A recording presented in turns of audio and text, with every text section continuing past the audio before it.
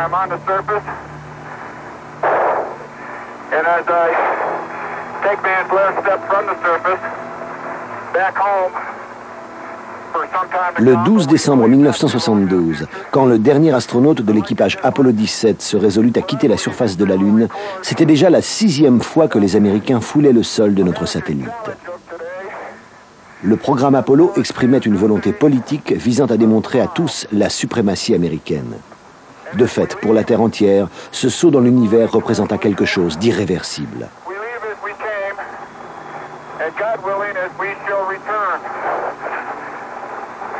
Les astronautes parlent toujours d'un retour éventuel à la Lune. Pourtant, elle ne fait pas partie des programmes spatiaux des 20 années à venir.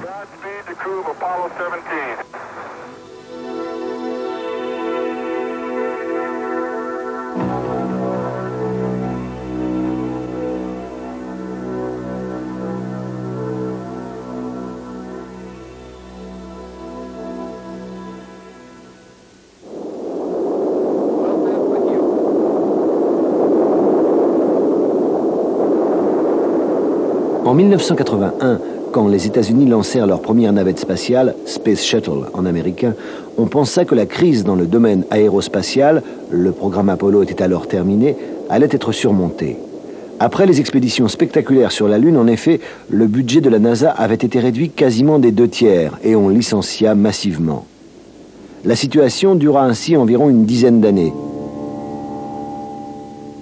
C'est le projet Shuttle qui relança l'idée de faire voyager l'homme dans l'espace, jusqu'au désastre de Challenger en 1986. 24 missions ont cependant été menées à terme. En moyenne, les astronautes restaient 7 jours en orbite, à une cote de 240 km. Les expériences se pratiquaient en l'absence totale de gravité, voire à l'extérieur de la cabine. Les premières promenades dans le vide.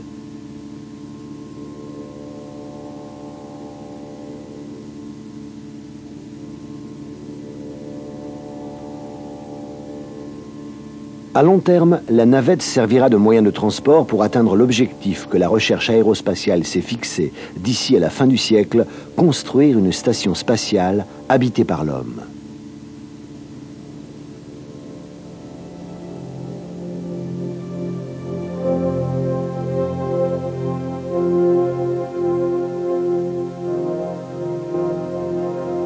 Ce projet, que les États-Unis entendaient lancer en 1996, mais qui connaît aujourd'hui bien des difficultés à se concrétiser, avait déjà été envisagé par l'Union soviétique il y a 25 ans. Dès 1971, Soyouz 1 tournait autour de la Terre. Aujourd'hui, c'est Mir, la station spatiale russe de la 3e génération, qui est en orbite.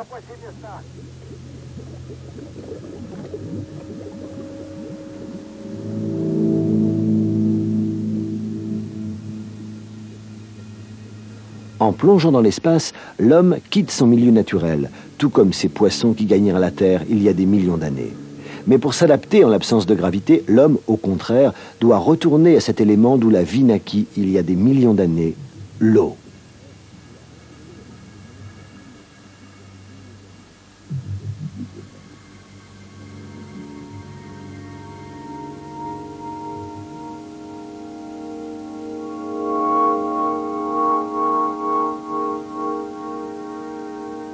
Ces astronautes réalisent dans l'espace ce qu'ils ont déjà expérimenté dans l'eau. Ils installent une grille métallique qui servira à la future station.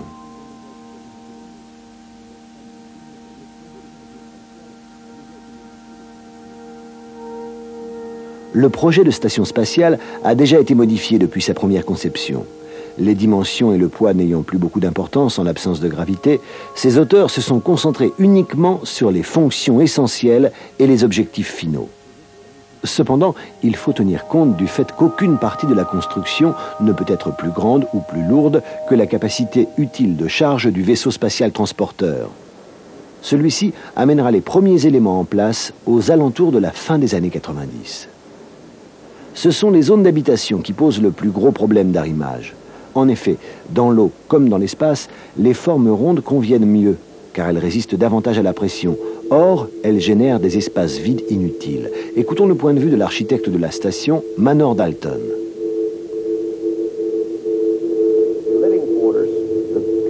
Les espaces d'habitation et les zones de travail sont au centre de la station, car il faut de l'espace libre autour du vaisseau pour permettre l'amarrage sans problème des navettes d'appui. Les collecteurs de rayons solaires doivent pouvoir tourner librement pour être toujours dirigés vers le Soleil, d'où la nécessité d'un espace permettant ces mouvements. En outre, il ne faut pas que ces collecteurs soient à l'ombre, d'où leur disposition à une certaine distance de la station. Le laboratoire d'observation spatiale est prévu dans la partie supérieure, qui sera cependant la dernière à être projetée.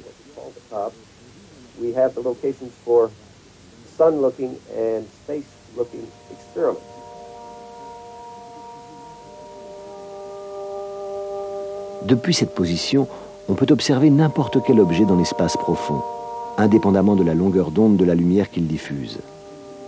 Du fait de l'effet filtrant de l'atmosphère qui élimine certaines longueurs d'onde, on ne peut pas procéder de la Terre à des observations de ce type.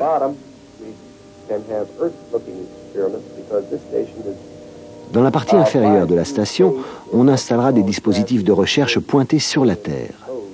Dans la mesure où l'orbite de la station aura toujours la même inclinaison par rapport à la surface terrestre, comme vous pouvez le voir, pour garantir une bonne observation, il est fondamental que cette partie soit toujours tournée vers la Terre.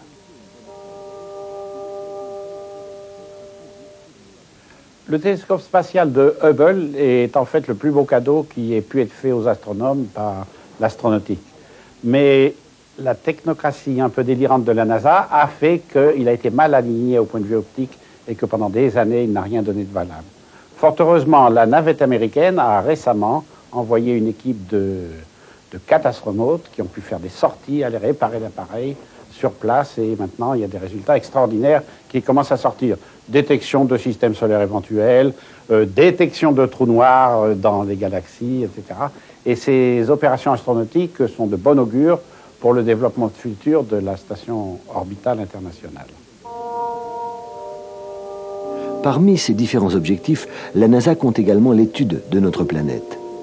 La plupart des savants estiment en effet que les écosystèmes terrestres ne pourront être compris dans toute leur complexité que si un vaste programme d'observation d'un point extraterrestre est lancé. Ainsi, pourrons-nous peut-être faire des prévisions plus dignes de considération sur l'avenir de notre planète. Ces observations à partir de l'espace pourraient également permettre une solution rapide à une série de problèmes tels que ceux liés au climat, au contrôle des armements, à la prévision et à l'analyse a posteriori des catastrophes naturelles. C'est grâce à un satellite d'observation que le premier signal du désastre de Tchernobyl nous est parvenu.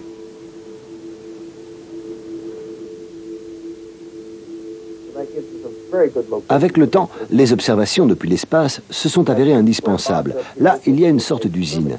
Nous n'avons pas pris une forme ronde car n'étant pas pressurisée à l'oxygène, cette partie de la station n'est pas soumise à une forte pression. C'est ici que l'on pourra réparer les laboratoires et les satellites en les interceptant sur leur orbite. 2 missions Shuttle ont déjà mené à terme cette partie de l'opération.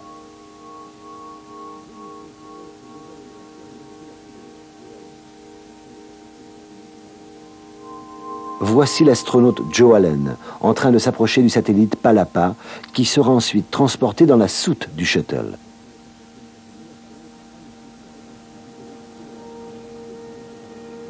C'est l'astronaute Anne Fisher qui dirige les opérations depuis l'intérieur de la navette.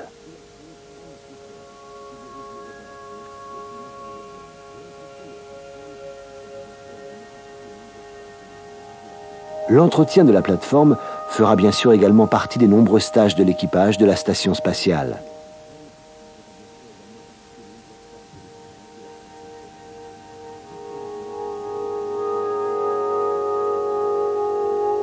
Jusqu'à maintenant, les astronautes américains ont passé 130 heures à bord de la station qui circule à 32 000 km/h autour de la Terre.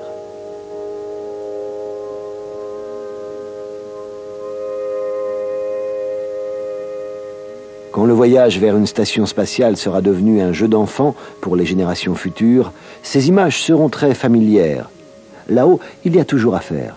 Actuellement, environ 1 millier de satellites tournent autour de la Terre. Par l'apport de nouveaux modules, les astronautes pourront les modifier pour les adapter aux nouvelles technologies. De nombreuses expériences classiques seront réalisées à nouveau dans les laboratoires spatiaux, mais selon les conditions inédites de l'espace.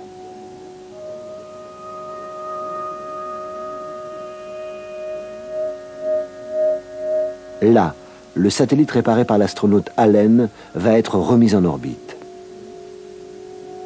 La station Inter est en mesure de diriger son bon positionnement par radio. Les astronautes vont-ils devenir des mécaniciens hautement spécialisés? On ne pourra répondre à cette question qu'au terme de la construction de la station spatiale. Voici un modèle simulant le déploiement d'une grande structure en grille. Si le système automatique d'autodéploiement ne fonctionnait pas, ce serait encore une fois à l'homme d'intervenir. Les astronautes se sont déjà entraînés dans l'espace en manipulant les parties les plus encombrantes de la construction.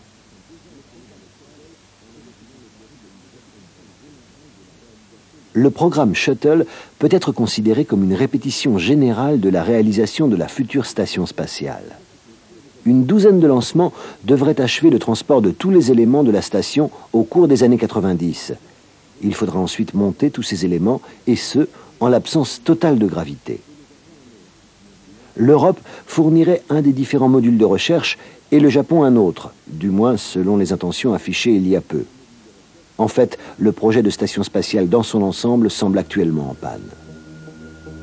Des controverses sont toujours courts quant à la disposition interne des parties habitables, le plus possible à la dimension de l'homme. Jusqu'ici, les astronautes ont dû voler dans des appareils pleins à ras-bord de dispositifs électroniques, ce qui ne leur laissait que peu d'espace disponible.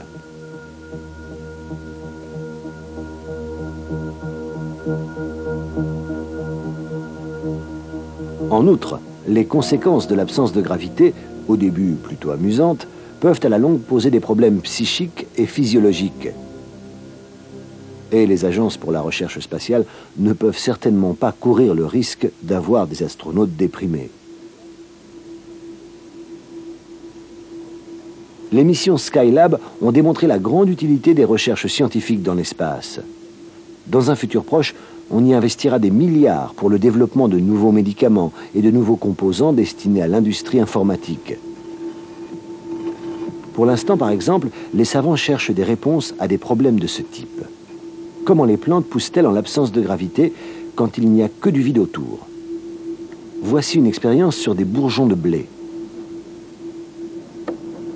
En l'absence de gravité, comment réagissent les lymphocytes et le système immunitaire de l'homme?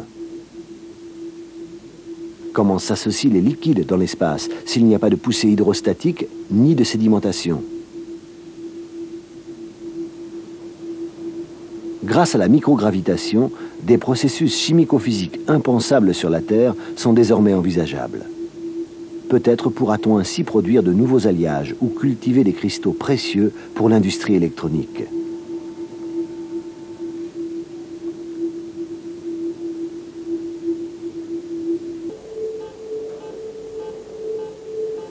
Pour l'instant, la plupart des efforts se concentrent sur la survie de l'homme.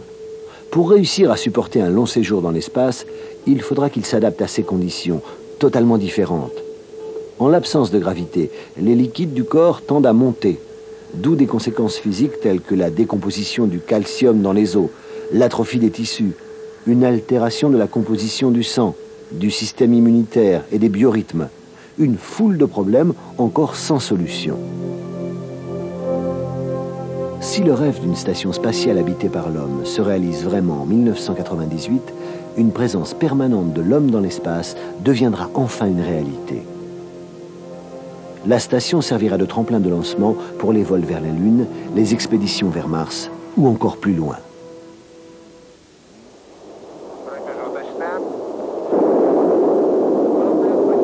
Départ d'une fusée Proton de la base spatiale russe de Baïkono. Pendant que les Américains restaient cloués à terre pendant 2 ans et demi après la tragédie de Challenger, les Russes continuèrent leurs expériences. Une variante de la station Salyut tournait depuis déjà bien des années autour de la Terre. Une deuxième station l'a rejointe en 1986, Mir, qui signifie la paix.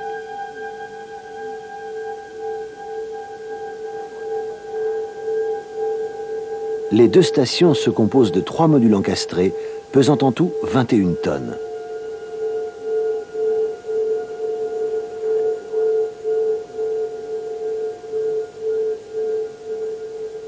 Grâce au vaisseau Soyouz, les cosmonautes peuvent se déplacer d'une station à l'autre. L'un d'eux a déjà passé plus d'1 an dans l'espace sans discontinuer.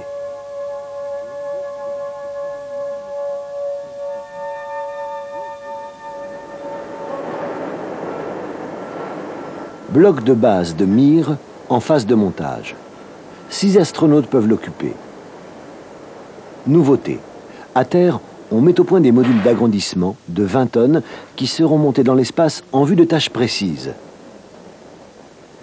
C'est à les recevoir que sert le bloc d'amarrage de 2 mètres avec 5 prises à la proue. Grâce à ces modules supplémentaires, Mir peut aller jusqu'à une masse en orbite de 120 tonnes et pourra être habité par 20 cosmonautes. Une petite zone industrielle dans l'espace. Les nouveaux modules seront regroupés en croix dans la partie antérieure, alors que la poupe restera libre pour l'amarrage des vaisseaux de soutien.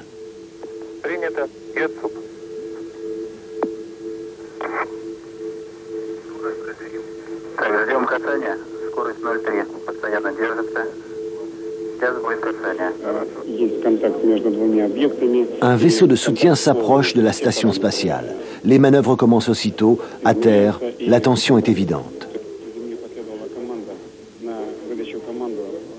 La station spatiale tourne à 350 km et à une vitesse de 28 000 km/h. Désormais, pour les Russes, l'amarrage est une opération de routine. Plus de 120 manœuvres ont été effectuées jusqu'à présent, depuis la première en 1971. Mais rien n'est jamais définitivement gagné. Déjà, un vaisseau Progress a connu des difficultés d'arrimage à la station Mir, qui auraient pu gravement compromettre la poursuite de la mission.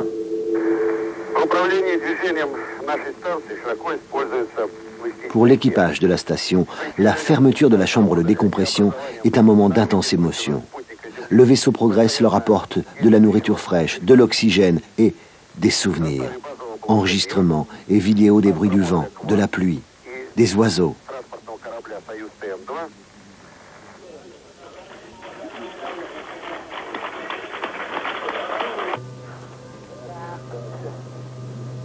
Les objets apportés de la Terre rappellent le foyer et permettent de mieux supporter la monotonie du séjour.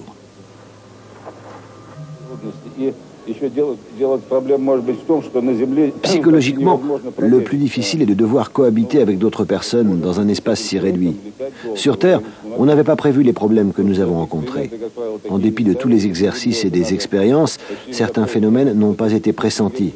Il y a des choses impossibles à simuler. L'aspect médical ne peut pas non plus être négligé. Aucun cosmonaute ne peut a priori savoir s'il est effectivement capable de supporter un séjour prolongé dans l'espace. Et surtout, il ignore les conséquences que cela aura sur son corps. Il n'existe pas en effet de données précises en dehors de celles expérimentales. Aller dans l'espace signifie donc, comme on voit, s'exposer à un grand risque. Parmi les facteurs de risque les plus significatifs, il y a les radiations, auxquelles on est constamment exposé dans l'espace. Chacun sait que l'atmosphère de la Terre nous en protège. Aussi reste-t-il encore à découvrir dans quelle mesure l'homme parvient à les supporter, pendant combien de temps et à quelles intensités, surtout en cas de tempête solaire imprévue. L'espace est parcouru de radiations qui sont très dangereuses pour les êtres vivants, en particulier pour les humains qui iront sur la Lune, sur la planète Mars dans le futur. Quand on est en orbite basse, on est protégé par le champ magnétique de la Terre, mais en dehors de ça, on est soumis à des radiations extrêmement dangereuses dont l'effet se mesure par des REM, REM. On a le droit à un demi-REM par an, ce qui est 2 fois le niveau naturel, mais il y a des moments où le Soleil, par des éruptions extraordinaires, émet en une dizaine d'heures 1000 REM, alors que la dose mortelle est 200 REM, 500 REM seulement. Donc, il faudra que ceux qui vont loin puissent se protéger de ces éruptions soudaines dues au Soleil, et on pense qu'il faudra créer dans l'intérieur des engins spatiaux des abris en aluminium très épais, une dizaine de centimètres d'épaisseur, pour que les astronautes puissent se réfugier dans ces niches lors des éruptions solaires et les laisser passer tranquillement.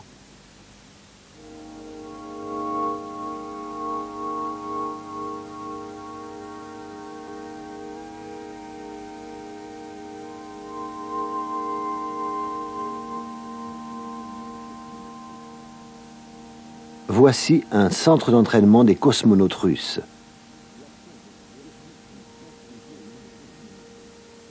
L'absence de gravité constitue toujours l'obstacle majeur. Le vide de l'espace n'est pas un danger considérable uniquement au niveau de la concentration du calcium, ce qui compromet la composition des os. Il concerne également le système immunitaire.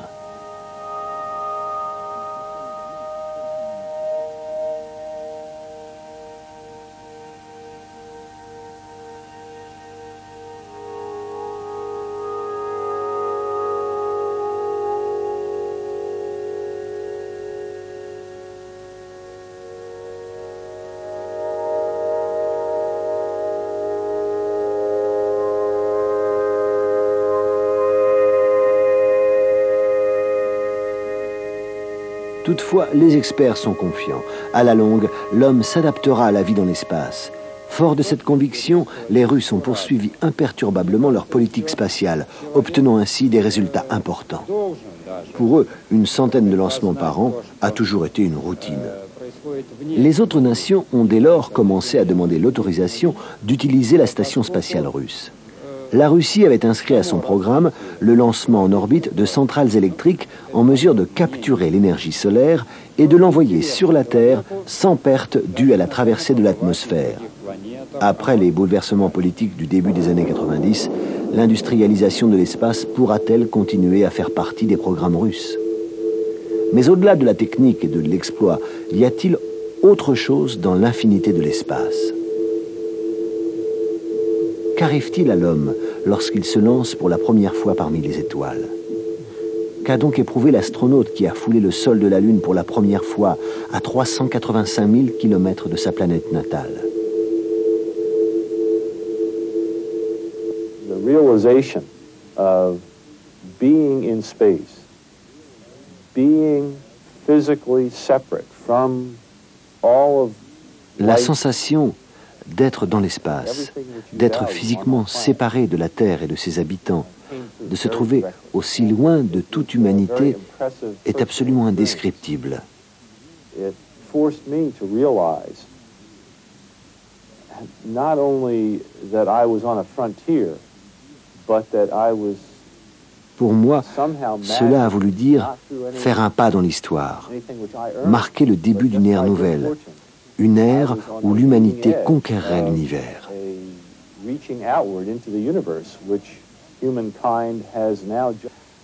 Malgré la grande crise économique que subit la cosmonautique ex-soviétique, la Russie pense pouvoir collaborer de façon efficace avec la construction de la station orbitale internationale. Alors, 4 étapes. Premièrement, pendant 4 ans, des vols communs d'astronautes d'astronautes américains sur la station Mir. Ensuite, envoi par le lanceur Soyouz de carburant sur une orbite, l'orbite future de la station orbitale. Ensuite, l'envoi de 31 navettes spatiales pour emmener les divers éléments de la station orbitale, dont 5 vols de Ariane, la fusée européenne. Et ensuite, l'installation de la station complète et sa remontée de 100 km en altitude grâce au carburant amené par les Russes au début pour établir en définitive la station dans les années un peu plus que 2000. L'homme dans l'espace, une utopie devenue réalité. Mais l'humanité est-elle prête à faire ce pas?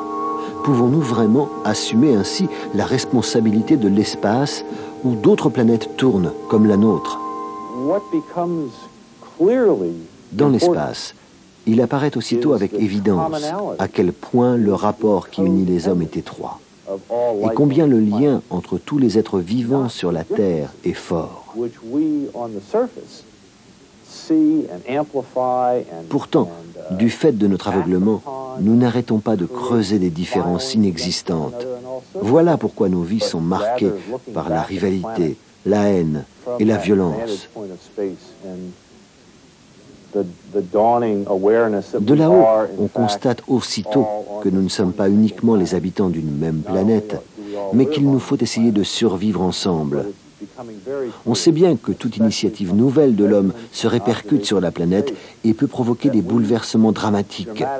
Nous sommes les seuls responsables de l'avenir de la vie sur Terre. La vision spatiale d'une Terre malade devrait faire réfléchir chacun. Les images prises de haut sont claires. Même la NASA l'a reconnu officiellement en mettant sur pied un projet nouveau, Mission Terre. Il s'agit d'un programme concernant spécifiquement la Terre. Son nom, Mission Earth, Mission Terre, ne devrait laisser aucun doute. C'est une initiative à grande échelle, concentrée sur les principaux problèmes d'environnement, dans l'espoir de les résoudre de l'extérieur, c'est-à-dire depuis l'espace. Si la Terre était un grand vaisseau spatial, et s'il fallait le réparer, gérer ou corriger ses équipements de contrôle ou sa structure mécanique, il me faudrait obligatoirement m'en éloigner pour mieux l'évaluer, pour la considérer dans sa totalité et en avoir une vision générale. Le programme Mission Earth prévoit la collaboration de tous les pays, en particulier l'utilisation de leurs satellites et de leurs plateformes sans équipage en orbite autour de la Terre. Il prévoit aussi des stations spatiales. Le but est de faire avancer le problème Terre par de nouvelles observations, la collecte de données, des études sur le climat, le bilan hydrique terrestre, les zones arides, telles le Sahara et le Sahel, la recherche de nouvelles réserves en eau, etc.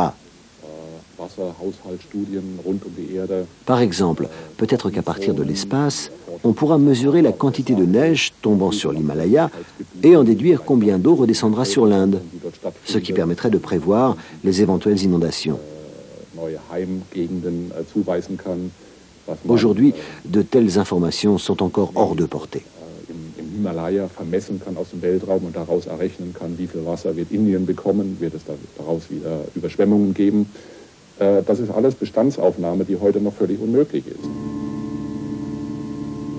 Un changement immédiat et radical est nécessaire, car désormais, une chose est claire. Les problèmes d'environnement du globe, de plus en plus graves, nécessitent des mesures à son échelle, globale. Seule la collaboration internationale des savants de tous les pays et dans tous les domaines permettra de réparer les dommages que nous avons infligés nous-mêmes à l'écosystème compliqué de notre planète. La NASA a déjà lancé une série d'initiatives qui vont occuper les 10 prochaines années, visant à observer et étudier de haut le malade Terre. Après quoi, pour bien diagnostiquer la maladie, les données recueillies dans l'espace et sur la Terre devront encore être cataloguées et évaluées. Des savants issus de 56 nations différentes participeront à ce travail. Dans quel but ? Établir une prospective d'ensemble sur le développement global de notre planète pour les 100 prochaines années. Une des tâches que l'histoire a confiées depuis longtemps à la science. L'observation de la Terre depuis l'espace est assurément devenue une clé de l'avenir de l'humanité.